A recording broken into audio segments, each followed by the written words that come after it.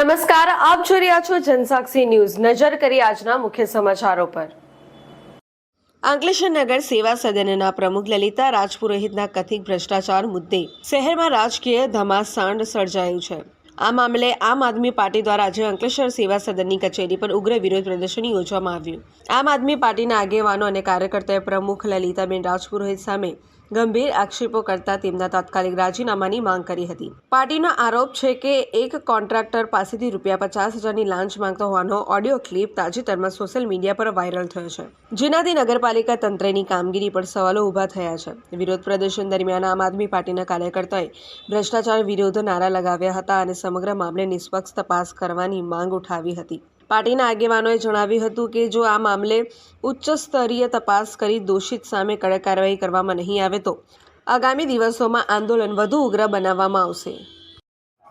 આજ રોજ અંકલેશ્વર શહેર ટીમ દ્વારા આમ આદમી પાર્ટીની તાજેતરમાં જ નગરપાલિકા પ્રમુખ જે ભાજપના પ્રમુખ છે અને એમના દ્વારા એક કોન્ટ્રાક્ટર પાસે ₹50,000ની માંગણી કરતો એક ઓડિયો વાયરલ થયો હતો।